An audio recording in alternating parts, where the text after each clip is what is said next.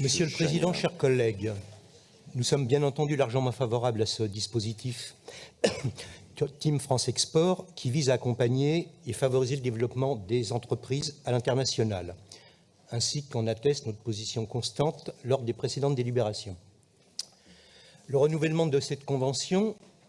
qui intègre de nouveaux acteurs économiques, avec un renforcement de la coordination et par ailleurs un dispositif 360 export qui va individualiser les solutions de financement et les mesures d'accompagnement, ne peut donc recevoir que notre approbation. Toutefois, nous souhaiterions formuler quelques remarques. D'une manière générale, nous constatons que le solde de la balance commerciale n'a cessé de s'effondrer depuis les années 80, avec une accélération depuis les années 2000, alors que l'Allemagne, à l'inverse, s'est produit un phénomène où, effectivement, ils ont pu maintenir leurs exportations à un très bon niveau. À cela, on voit deux raisons. D'une part, un laxisme des gouvernements successifs qui ont laissé faire et même incité les grandes entreprises à se délocaliser, à produire à l'étranger, faisant passer la part de notre industrie dans le PIB de 20 à 10%, alors que dans le même temps, les entreprises allemandes ont su maintenir leur tissu industriel. Le réveil actuel est bien timide et tardif face à la nécessité de ces relocalisations que nous avons pour notre part toujours prônées,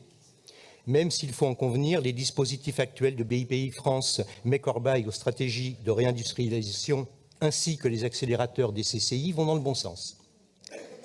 Une deuxième raison tient à nos déficits en ETI, dont le nombre équivalent à l'Allemagne dans les années 80 est à ce jour d'environ 5 000, mais de 12 000 en Allemagne, alors que ces entreprises, on le sait, sont dans leur quasi-totalité exportatrices. De plus, notre voisin possède, contrairement à nous, au sein de ces ETI, une proportion très importante de ce qu'on appelle les champions cachés, modèles d'excellence sur des marchés très spécialisés. Là encore, la faute en revient aux contraintes spécifiques qui sont imposées aux PME par les pouvoirs publics, qui freinent leur développement, lourdeur administrative, déficit de compétitivité lié aux charges sociales trop lourdes, fiscalité sur la production et sur les successions, qui, pour ce dernier point, se traduit par un important déficit dans la transmission patrimoniale par rapport à l'Allemagne. On sait qu'une entreprise ne se construit que dans la durée, et donc d'où la difficulté pour ces PME d'atteindre le stade supérieur. On s'y ajoute aussi une culture de risque moins développée peut-être chez nous qu'en Outre-Rhin. Mais si nombre de ces contraintes ne sont pas imputables au Conseil régional, nous estimons en revanche que ce dernier a un rôle important à jouer dans l'accompagnement des PME, leur formation,